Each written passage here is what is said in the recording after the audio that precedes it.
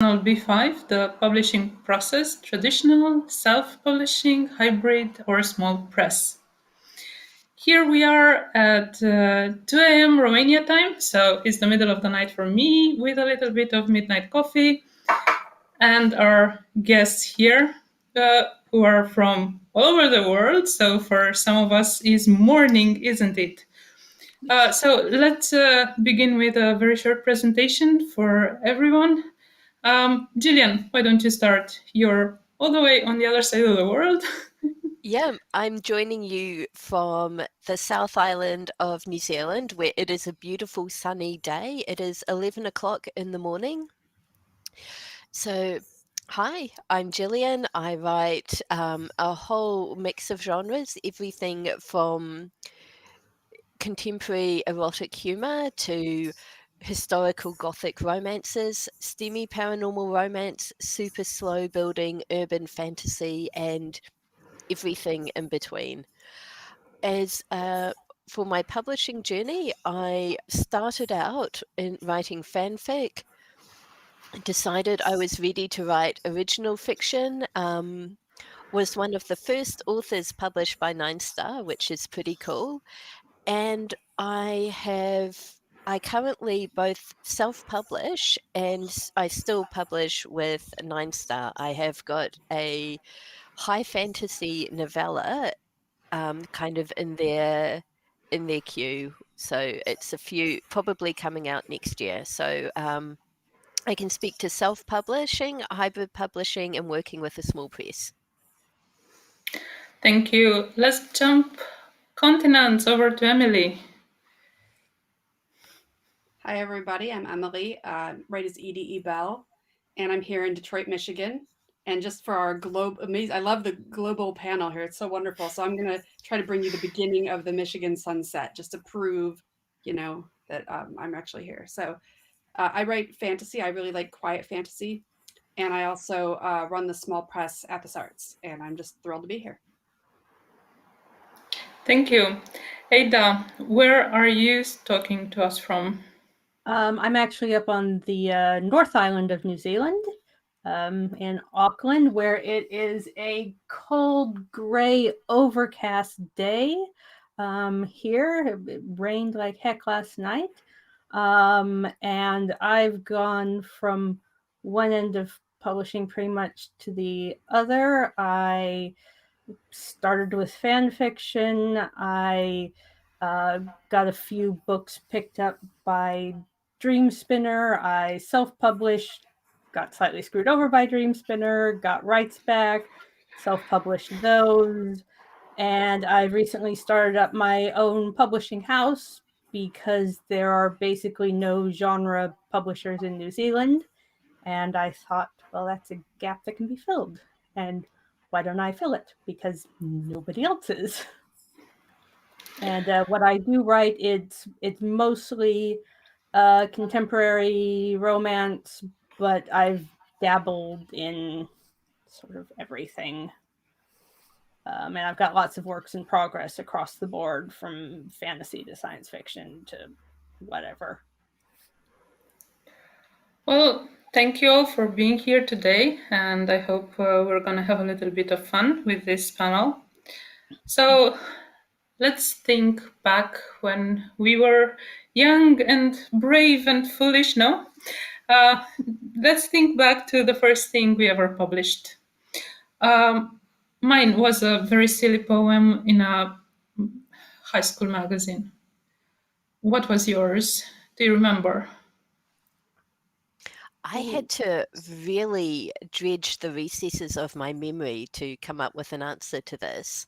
So I had an essay published in the kind of New Zealand Classicists magazine. It was an essay I wrote about Socrates for my 7th form classics class, and my teacher liked it enough that she convinced me to submit it to this magazine, and I think you can actually find it online. But around the same time, I was also writing for an ElfQuest zine. So I was submitting art and stories to that, and I don't know if you count that as published in the same way, but I had my art in print, so that was pretty cool. I think we should count that as publishing, doesn't it? Emily, what about you? I've done a lot of self-publishing, I realized, and I was thinking back, and I actually wrote a book for a project in high school, a history project, and then I remembered that was not my first book, at least self-published first book. I'll go with that. And I just thought it was maybe a little bit of a funny story because if people know me now and know how I'm all about, sort of against writing rules and breaking conventions and subverting things, my first book was written in 1984, and it was called Rules Are Rules. And it was sort of a bunny rabbit pro policing kind of a thing.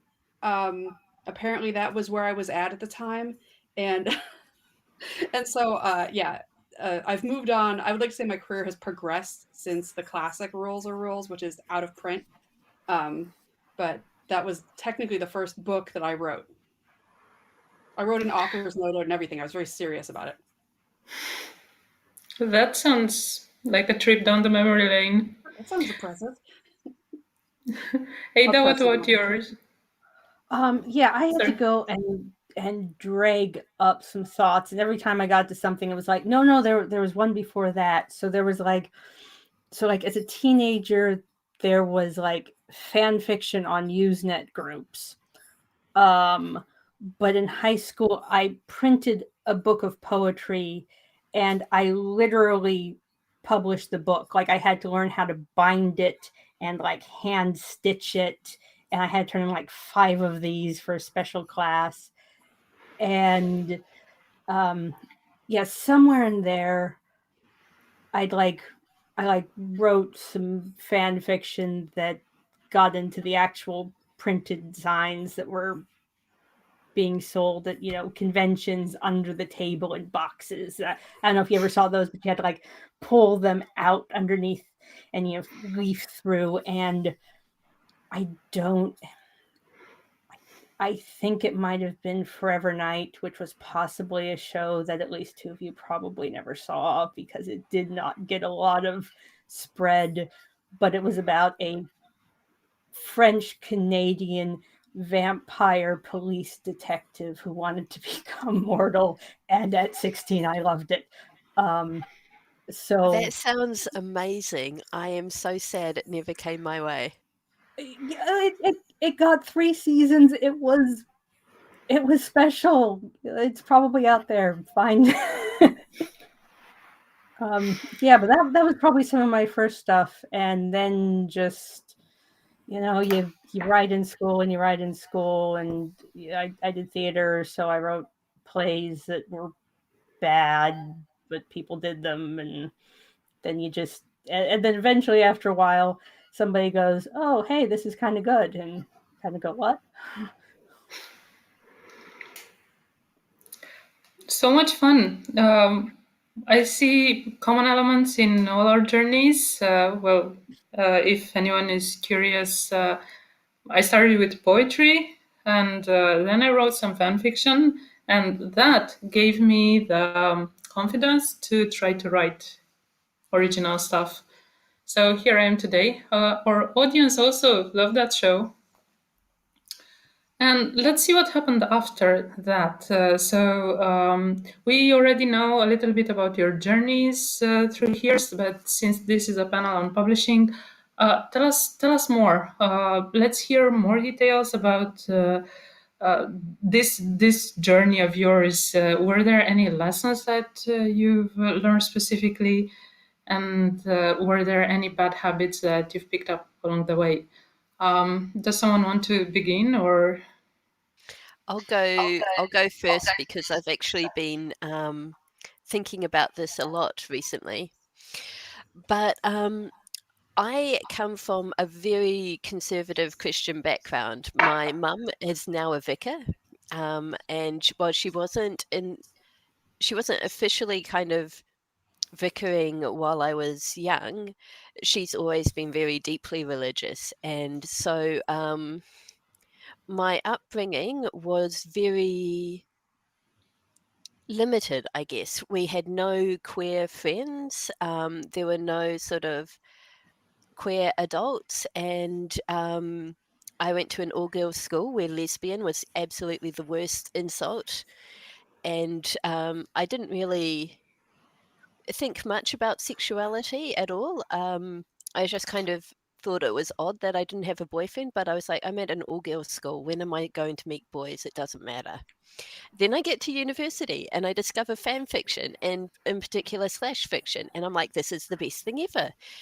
And it never occurred to me to wonder why I felt like this immediate connection to the fan fiction community and why I was so invested in giving other people happy endings.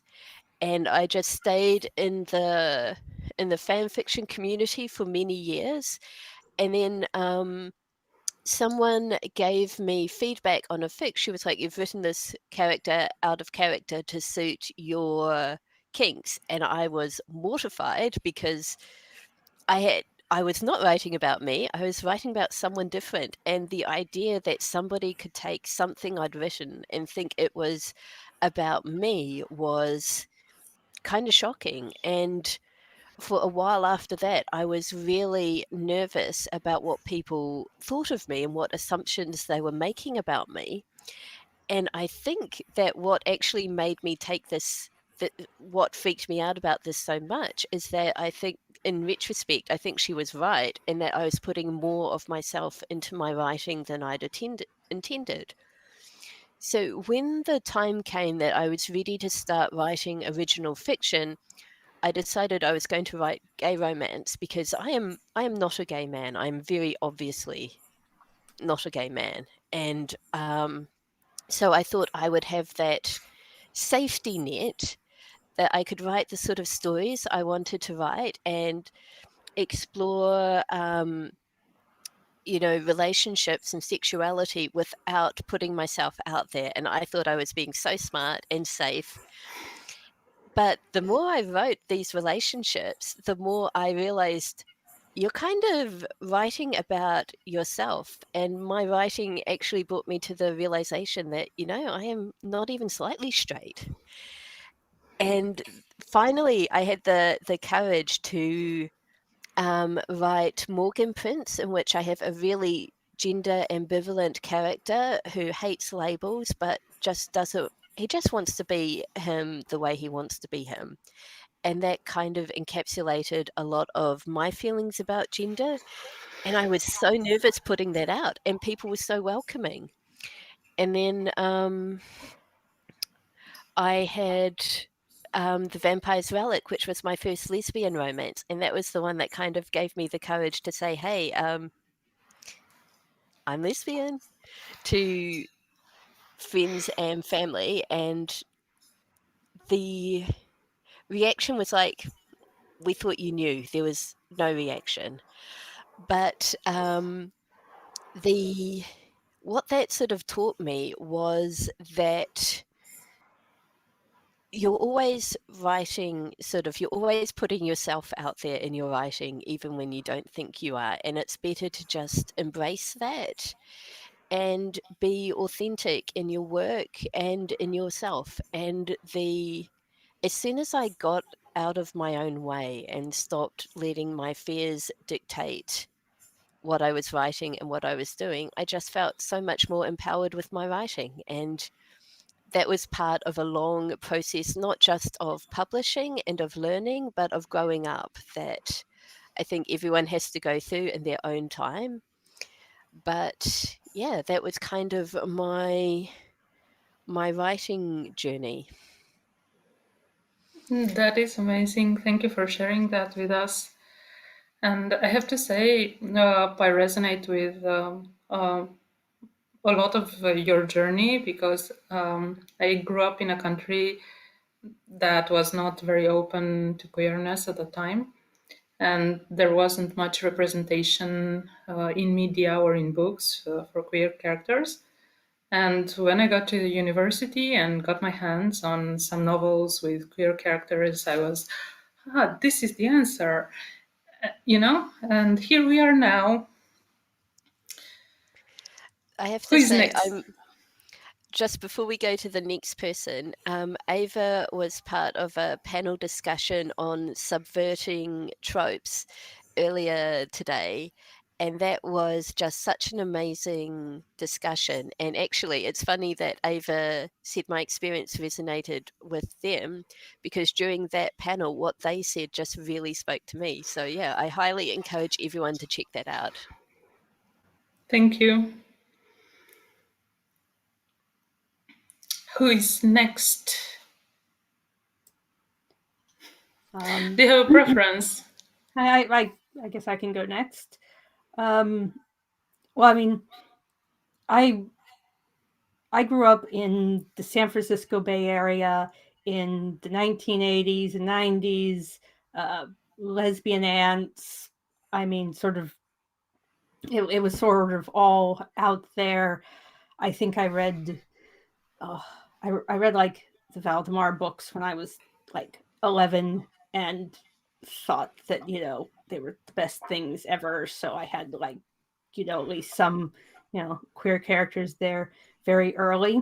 So like, and then when I went off to college, I went to college in a very conservative area, and it was shocking because like conservatives had not been real for me. They were like the boogeymen. It's like, be good or the conservatives will come and take your rights away. And instead, I went to a college where we had a guy called Bible Man Bob who would stand in the student union and tell the girls who were wearing pants on the first snow day that they were going to hell. I mean, this was a real thing. And it was kind of like, whoa, okay, what? Let's back this up here, people. What are we talking about?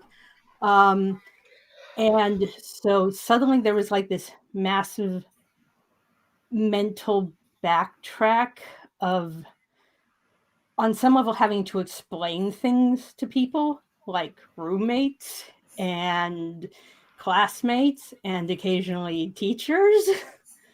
And suddenly finding, less things I could read in, the libraries or just having around, which forced a certain amount of creating it myself. It was like I went from having, massive access to having almost none, and going, well, I've got to do this if I want it. And that sort of continued with me when it came to that. And I mean, all my stuff has always been a little bit of a reflection of bits of me. I have quite a shattered brain. Like every character, even the ones where you wouldn't think like that has anything to do with her, comes from some little thread of my personality or something that happened in the past or whatever that has been taken out and spun out into a completely separate person. But yeah, my newest therapist just read all of my work, like all of it. and so she has been going, so which character do you think is this part of your personality? Which has been an interesting experience there. But going into the professional publishing and putting it out there for people to see, and attaching like my face to it, not having some blank 1990s internet avatar or made up name, has been interesting because I had one review where somebody had read one of my newest books that I'd self-published, and then went back and read my old stuff. And their complaint on my old stuff was that it seemed too safe, that they didn't like it as much, that wasn't as edgy. And I was like, well, yeah, it was my first book, and I was trying to put it out to a real publisher. Yeah, it was really safe. At least safe by my definition. I pulled back. I mean, there was on page 6, but I pulled it back, and I pulled back the drama, and it was a really slow build. It was a build that took 2 books. Yeah, and it was safe. And partly once I started self-publishing, and then once I got that confidence back, I stopped caring about being safe. The story was the story, and the story was what they were going to be, and the characters were what they were going to be. They might be incredibly held back characters, they might be incredibly out there characters, they were just themselves. And I stopped that whole self-editing that I felt a publisher might want. Especially after I got some I tried marketing a couple of books around to agents, and I got a lot of, well, we don't take that type of book. We don't know how to sell that type of book. I really like that book, but the market's dropped out on that kind. And those were all the books that are now my bestsellers. And so I had the thought of, well, obviously these agents don't know what they're talking about. So I don't need an agent or a publisher or anyone else. I'm just going to put out the book. I will write the story. I will put it out. I'll put it out for me. Hopefully people will read it. I want them to read it. And I've got a few people who I know will read it. And if nobody else reads it, then at least the book's out there. But I've had to, very much get out of my own way on that one. And get the publishers out of my way and get the agents out of my way. Even not real ones, or the ones that aren't there, the ones in my head. All the gatekeepers out of my way. Before we throw it over to Emily, I just have to add, I saw a photo of Aydah at a book fair with their sort of author sign up, and the tagline on Aydah's desk was, she had a quote, actually quite good, from my therapist, and I just love that. Yep. Well, we were told that you should have, a blurb for like all your books, and that was the blurb for all my books. These are actually quite good from my therapist, and I don't pay her to lie to me.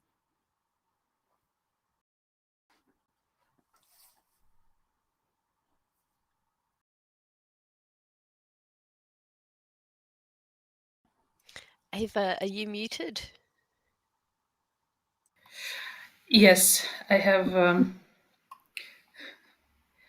Emily, it's your turn. We cannot hear you. Nope. We lost you. Mm-mm. Yank out the headset. Go to the laptop mic, maybe. Or perhaps reload the browser. We will be here for you, waiting. Yeah. Yep.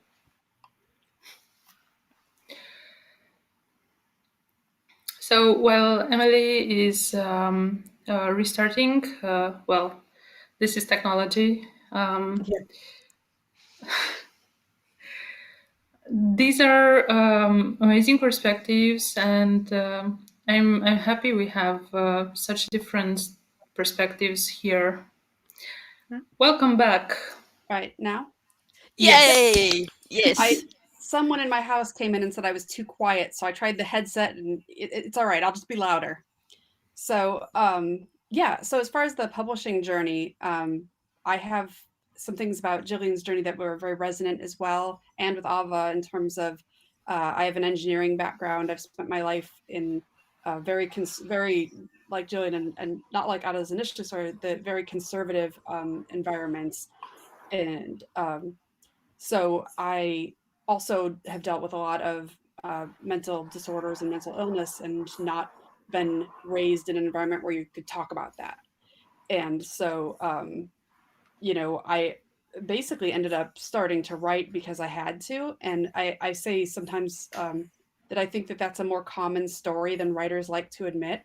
If you want to be a pro in the business, it's like, no, I write because I have the best writing skills. A lot of us write from a place, and sure, we become skilled at it, but that's not where it started. And I do think that's important to talk about. It's okay to talk about. And my small press, Athos Arts, just sort of like you're talking about your books helping you with your identities and learning them. My press was a lot of that as well. Ava, could you mute yours now? I'm getting the echo again. Thank you.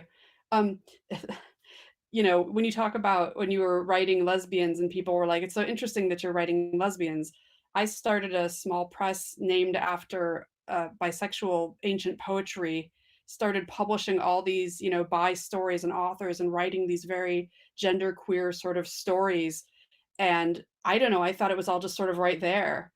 Um, and then there were still people that were saying, well, why do you write all these queer things? Or why are you? And I just thought, I don't know, take the hint, look around. So I've actually, it gets complicated in terms of labels.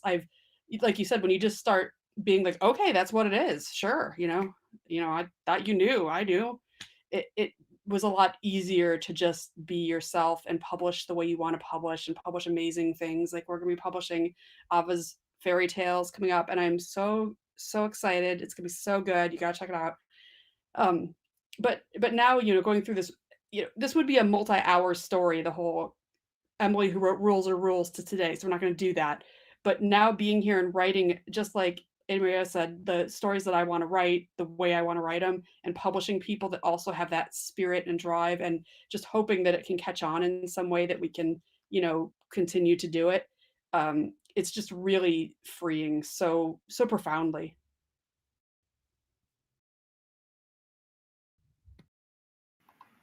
I think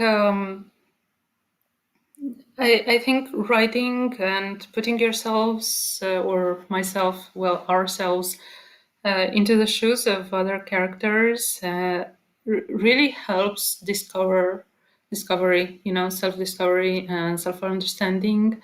It helps with empathy in the long run, and well, at least for me, it helped to understand other people, to understand the way they think, the way they react to things, to understand emotions, and so on. So, how do we get to these stories that help us? Because as we know, the publishing industry has been very censoring, even created self-censoring practices, like Aydah said. And you start thinking, okay, how is this book going to sell? Where can I publish it? So we are all familiar with how the publishing industry started, with the whole, okay, you're allowed to write about queer characters, but you have to punish them for that, right?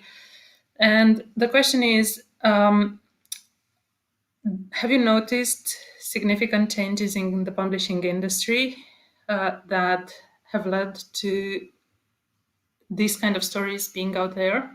But what do you think was the driving force behind these changes? So we have seen some really successful gay movies recently. Love, Simon, which I'm sorry, I know you're not a fan, Ava, and Call Me By Your Name. And what's interesting about them is that these stories that have become successful, they're written by a straight woman, Becky Albertalli, who was a high school counselor. And so she does have the kind of authenticity of working in a school environment with kids facing the same issues that Simon and his friends do. But the guy who wrote Call Me By Your Name, at the time the movie came out and was successful, it was assumed that he was a straight guy because he had a wife. He's later come forward and say, hey, I'm bisexual, excuse you. But it's kind of, I find it really interesting that we've got these, that the gay stories that have got mainstream traction are written by straight seeming people.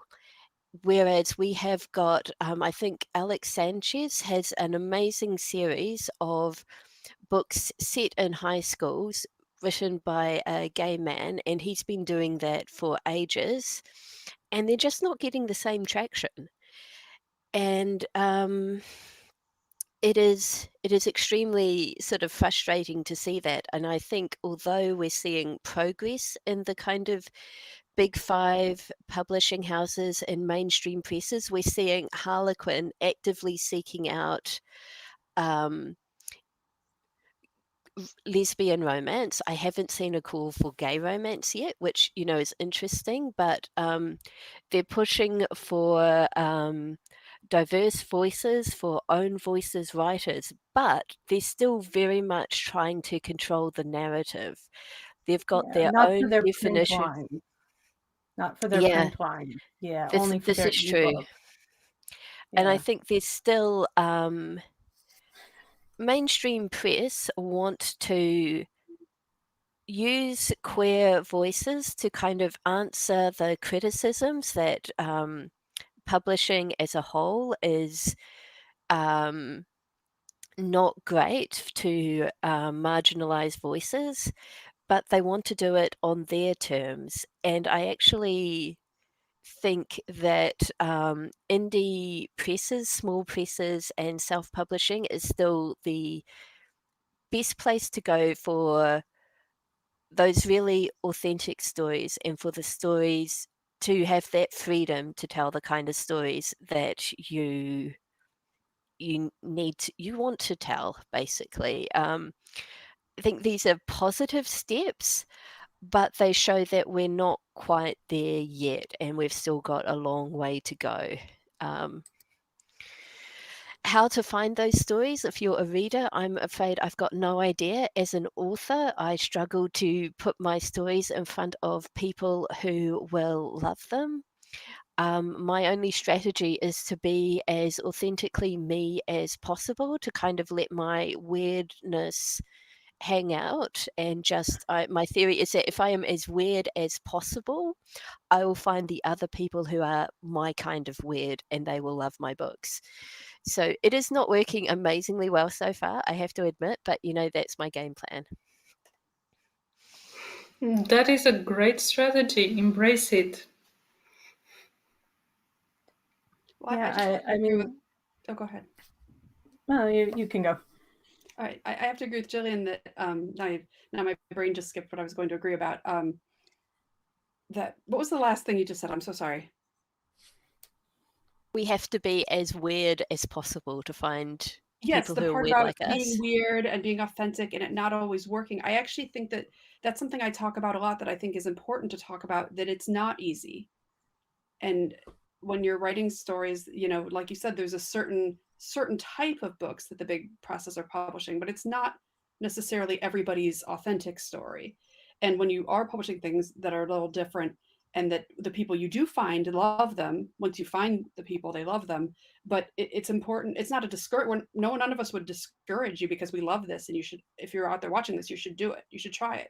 But it's not easy, and that's, you know, part of the journey, I think, of being authentic and being you and believing that we can find those people.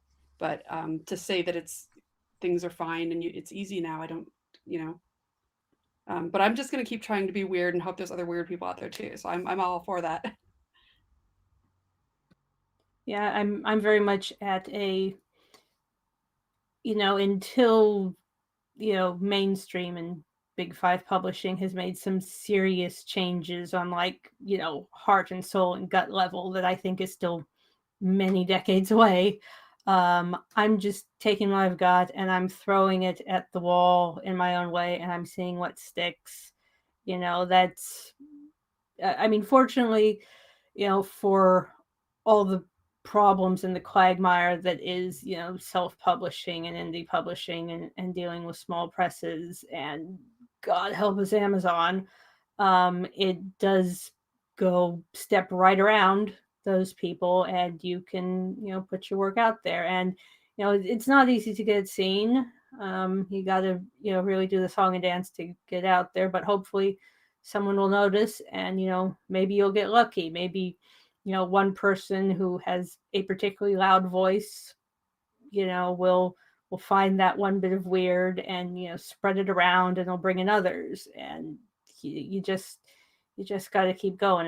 It's a bit of a treadmill, but you got to remind yourself that, you know, you need to write the stories for you, but also there are people out there who really need your story. You know, there is someone out there who is desperate for, you know, that thing in your head. It's going to make their day, life, year. And so yeah, you just gotta press through with it. And unfortunately, we are now in a position where we can do it ourselves. We can build our own thing and find our own whatever, and we don't need permission. And that's a good thing about now is we don't need permission. We can just do it. Yes, that is an amazing point.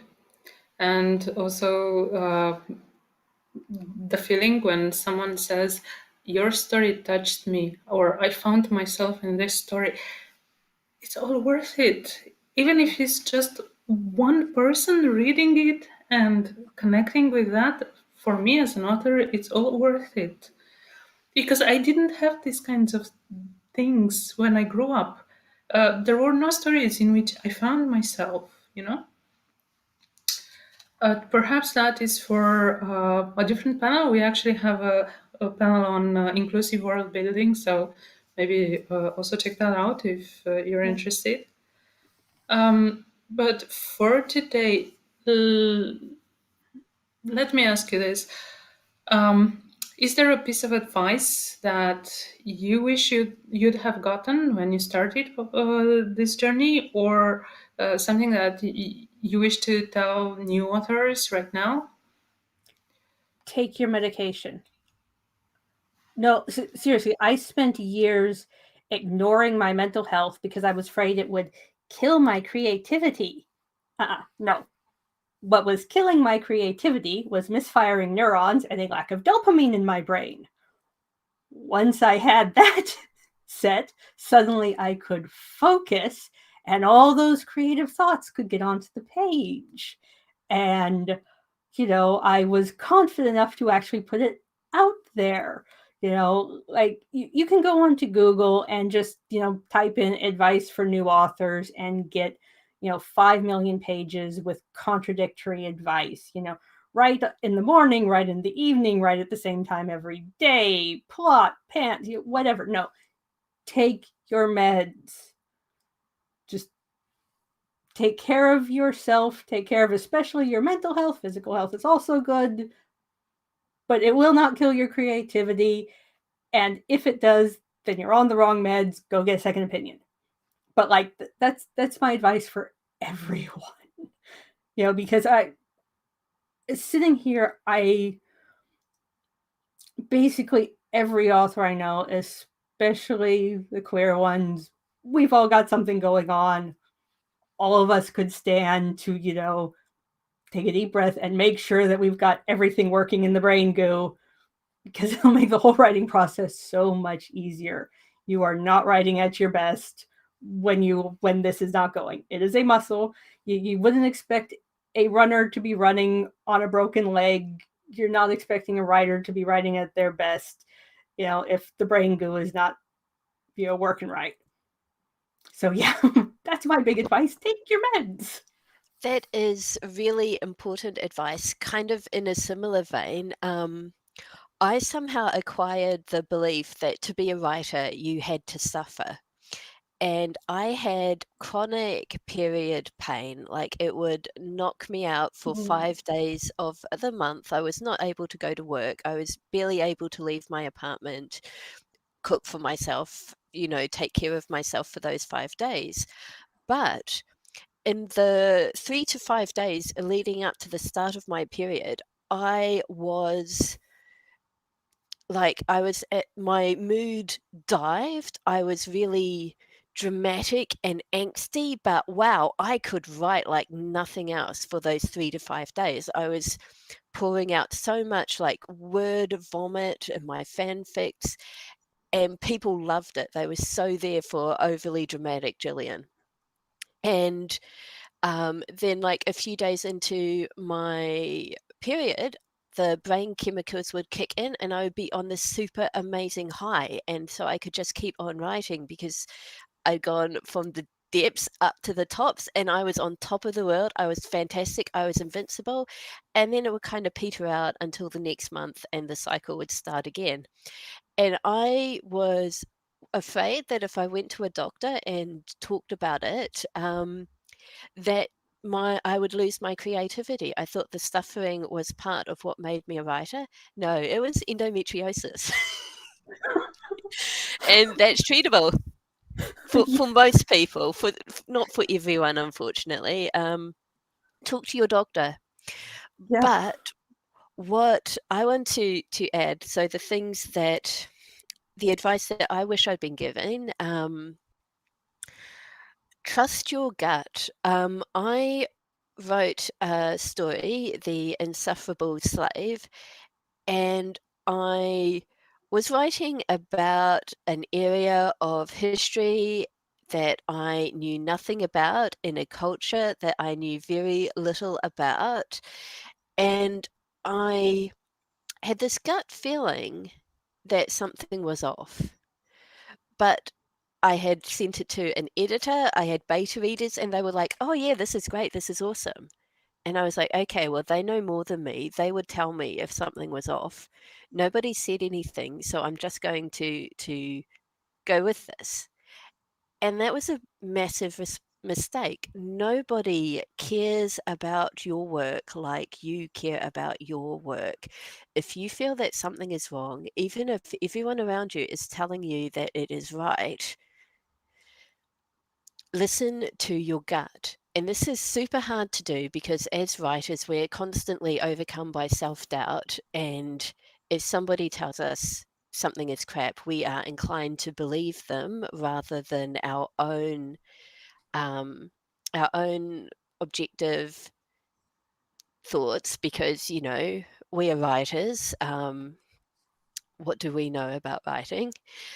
But just yeah, nobody knows your vision like you. You can have the best editor in the world, the best publisher in the world, but if their vision and your vision you don't line up, while you do need to compromise and you do need to manage expectation and work with the people around you, you need to trust yourself when it gets to the point where you're like, this is not what I stand for. These are not my values. So yeah, that was a really hard lesson for me to learn because I do not have a lot of belief in myself and I'm so much more inclined to trust everyone around me than my own judgment. Final piece of advice, criticism doesn't kill you. It's actually good for you. It hurts, but man, do you learn so much more from getting feedback than you do from just sort of sending it to the people who love it. Um, I got some really devastating feedback for the story that I should not have published, for The Insufferable Slave, and I was wrecked. I was convinced I would never write again. I took 2 days off to mope. On the third day, I went back to the feedback and it wasn't as bad as I thought it was. And I went back to my story and was like, they're right. But I can learn from this. And I've tried my best since then to learn. But I really hope I've learned. Um, but yeah, I really wish that I had been more open to receiving criticism and learning from that earlier in my writing career. I really wished that I had not run away from it and been open to what other people were able to teach me. Well, I'd like to second the trust your gut, and I've had similar situations. I'm not gonna tell the story because they're similar, but where you people with our we're not always right, but people with our intuition tend to know when something isn't right. So don't don't let other people tell you it's fine, it's fine, it's fine, because sometimes it's not. I was actually going to give similar advice, but phrased a little bit differently. If I, because I really thought about this and I thought, what would I really, because you could say, what do you wish you knew? But a lot of it is a false premise because you have to learn it. You can't know things. I wish I learned the last 5 years. Like that's not a thing. So I thought, okay, what actual advice, if somebody would have given me, would have been really, really helpful for me. And what I came up with was, um, recognize that people give you bad advice. And I don't even mean the gut, non-gut stuff. I mean the advice givers, I know what I'm talking about. I work in publishing. I've written for 1,000 years. I just know because I read a lot of whatever it is. I'm just extraordinarily confident. People will give you just bad advice, or maybe it's bad advice for you and not for somebody else. That's, a thing. Listen to people, take criticism, take inputs, of course, listen to people, but be willing to understand that sometimes the most confident voice on something might be telling you something that's just not good for you. And you can even say, you can even think that to yourself. Okay, this person says that I must do, and that's another, to me, that's become, it took me years to learn this, that the biggest red flag in advice, with a few exceptions of like basic decency or things like that, is somebody that is very binary about something, is very hard line, you must do this or you must not do this. Most of the time when somebody's saying this cannot happen or this must happen, that's a good red flag that it's not the best advice. And again, there are obviously cases that we would all agree on. Certain things are bad, and but in terms of writing and the craft of writing and publishing and what to publish and what not to publish and how to write your book and how to follow grammar rules and all these different things, if somebody's like, you have to do this, you have to do this, you have to do this, go ask someone else, because that's a lot. And just, recognize someone with the very best intentions, and it might work for them. Maybe that advice is perfect for them and their style, but it's wrong for you, and be open to that possibility. If I would have understood that better, I would have not done a lot of things that in retrospect I just wouldn't do now. And not always the worst choices, just sometimes like, oh, I use this punctuation because I was told that you have to use this punctuation. It's things like that, but you don't have to. It's fine. So Yeah, to kind of follow up on that, literally the whole reason that I've started my own publishing house now is because I went to a conference and we had this talk by this, very big and famous writer who basically went, look, at if you want to be successful, you have to do it this way. And it was, it all has to be, cis, straight, white, middle America, romance, and just this whole tick list. And by the end of that talk, I was so incredibly off my rocker, angry, and poor Jillian got stuck on the car ride home with me after that and listening to me rant about it. Yeah, and yes, and her whole talk was, it was literally, this is how you have to do it if you want any hope of being successful ever, because this is how I did it. And I mean, during that talk, she had said some things, not even just the it has to be this way, but she'd said some things about herself that I'd mentally called bullshit on because we'd grown up in the same area. And I was like, oh no, you are glossing some things there, Gary. Yeah, I've literally started an entire legal business out of spite against that particular author who said, you have to do it this way. It's like, no, you don't. And one day I will be successful. Just, yeah. If somebody says you have to do it this way, probably not. Yeah. If someone says you have to do it this way, start a publishing company out of spite. Yep. I love that. Yeah, that's me. Of course, I've done a lot of things in my life out of spite, so. Hey, same here. These are all great advice. I would like to add a little bit of my own. Prepare yourself because it's going to be difficult. You're going to get rejections. You're going to get harsh critique. You're going to struggle at times. You're going to be on top of the world at other times, and all of this is difficult. It's difficult to be very happy about your writing one day and very sad about it the next. And just remember that it's never personal. So it's not about you. It's about the person who reads your stuff, because that's what happens when you write something.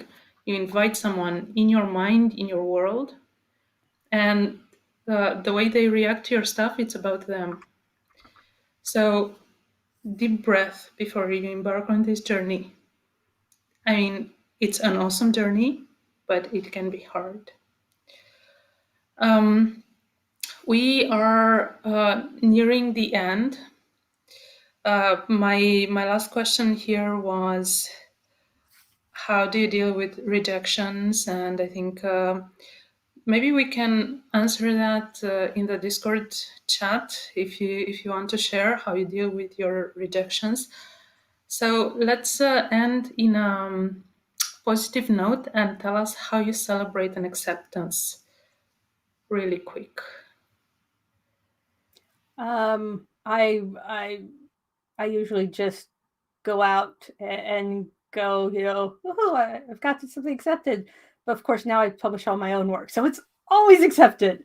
But yes, before it was my first acceptance, I actually went to work, and even though it was just this tiny little novella that I was getting like, $5 for, I went and I glued it to the glass walls coming into my work area at work, so that every single person who walked in that day had to see that, oh, I'd just sold a book. I was working for a little TV station at the time. And so, like, yeah, the entire engineering department of a TV station had to come in and go and look at this piece of paper because it looked kind of like an official notice. And it was, yeah. So that felt kind of good. That's fun. Sounds fun. Emily, how do you celebrate acceptance? I also give a little cheer because we all have our various forms of cheer. Yay, or woohoo. And probably not quite that, but I don't know. That was my cartoon version for this broadcast. But I also just, and I know we do this, I like to think that people will read it. I just think, I hope people will read this. I liked writing it, and I hope they like reading it. And again, Avan, everybody, thank you for today and for hosting this panel as well as the entire event. Thank you as well for being here. Jillian, do you want to tell us how you celebrate, or should we wrap it up? Because I know some of us are going into... So that is so cute. I've started celebrating by buying myself a pin every time I publish a story. So it's not the acceptance for me so much as making it to the end and putting it out into the world. Like, I've done everything I can. The story needs to stand on its own now. So yeah. That is great. That is also so awesome. Thank you everyone for being here. I Thank think you, Aydah. yeah. Yep. I think you can also drop your links in the Discord server if you want to tell people about your books, about your rituals and so on, and give more of this incredible advice. I wish you happy panels if you have more panels today, or not, just to be there in the audience for us. And thank you for being here. Bye. Bye. Bye.